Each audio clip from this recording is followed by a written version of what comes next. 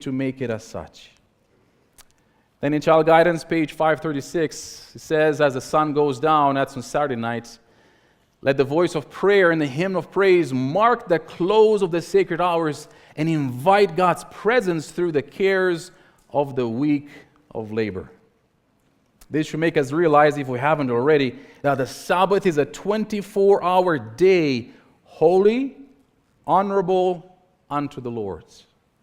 And infiltrating our own pleasures in it is considered Sabbath breaking.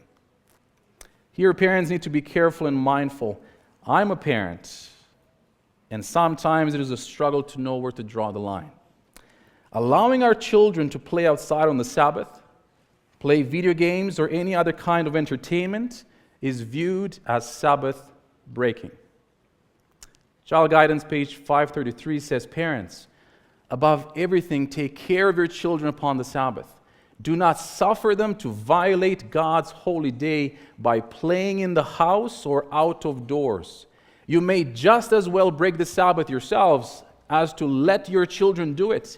And when you suffer your children to wander about and suffer them to play upon the Sabbath, God looks upon you as Sabbath breakers. That's tough.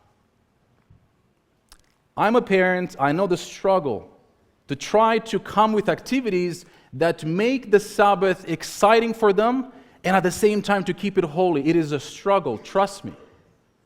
I haven't always lived up to this standard, I confess. I know it's a struggle, but we need to have a reform in this area. This statement is sometimes something all the parents need to seek wisdom from God on how to do it. We need to make the Sabbath a day of delight for them and not to see it as a day of restrictions and unhappy time. And the Lord will guide you as you ask for that wisdom. Please read chapter 79 from this book, Child Guidance, called The Sabbath, the Day of Delight. It will help you tremendously. Also, in Isaiah 58, it also talks about not speaking your own words on the Sabbath. What does that mean?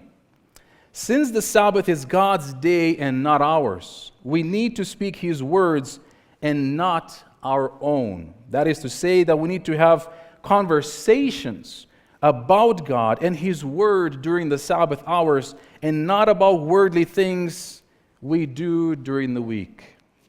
Also in Child Guidance, page 529, it says, when the Sabbath commences, we should place a guard upon ourselves, upon our acts and our words, lest we rob God by appropriating to our own use that time which is strictly the Lord's.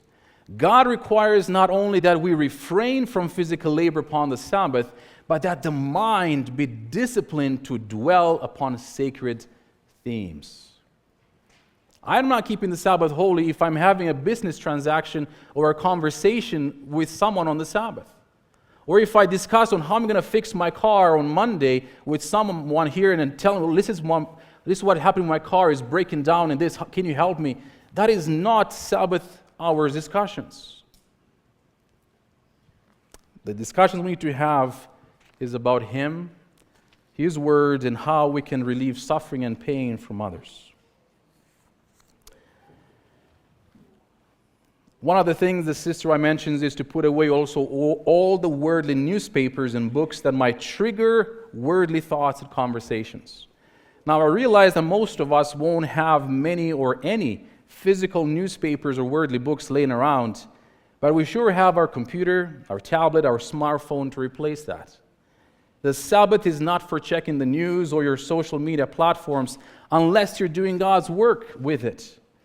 There are 6 days to do that, and for that will lead you to impure and unholy thoughts as you scroll through the online media, and will lead you to speaking your own words.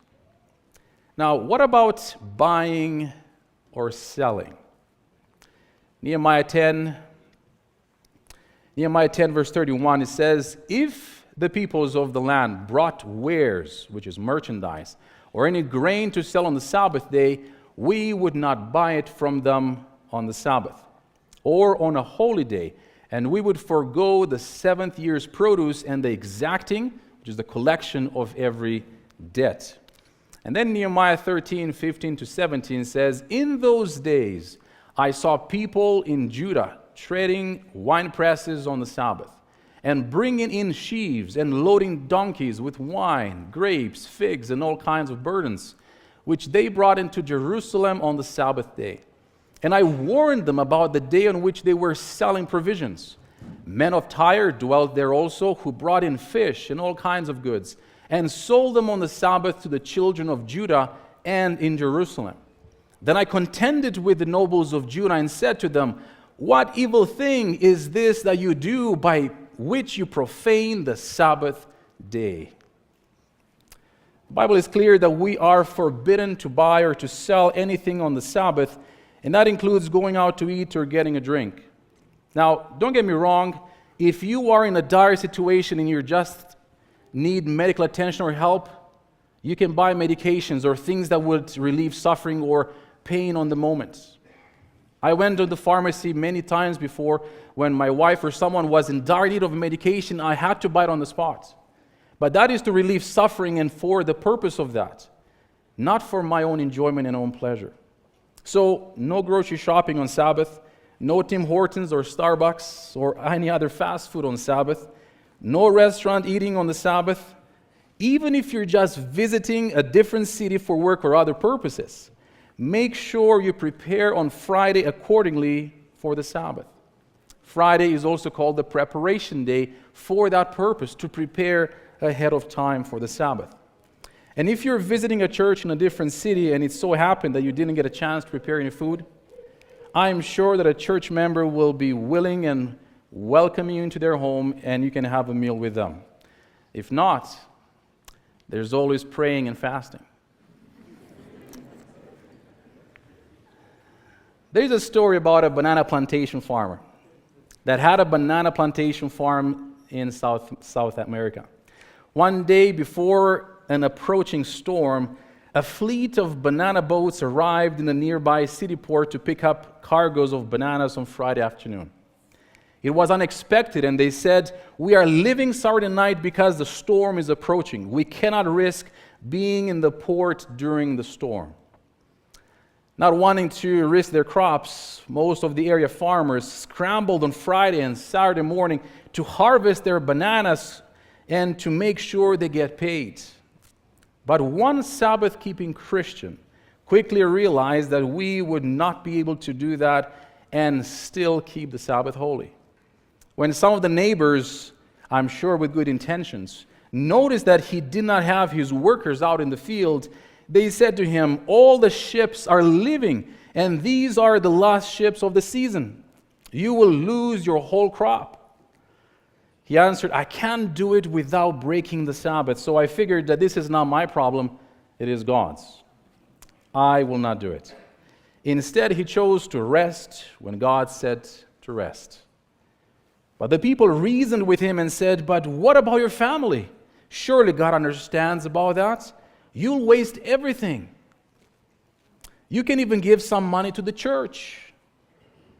But the man answered with the Bible, "Has God as great a delight in sacrifices and offerings as in obeying the voice of the Lord? To obey is better than sacrifice. So what if I give the money to the church? God would rather have me obey." And they concluded he was insane. So they all went back to work and they harvested their bananas, bringing them down to the ships and collecting their money. And as the ships disappeared on the horizon, this man was resting on the Sabbath with his family, while his bananas were still in his field. The next week, following the tropical storm, a straggler banana boat drifted into harbor. It had stalled in the sea with engine problems as the other ships had come and left. They still needed to buy bananas. And of course, all the other bananas were sold because all the farmers thought that these were all the boats that were supposed to come for the season. But the captain of the boat was now willing to pay twice as much for any bananas that were left if anyone still had some. God honors those that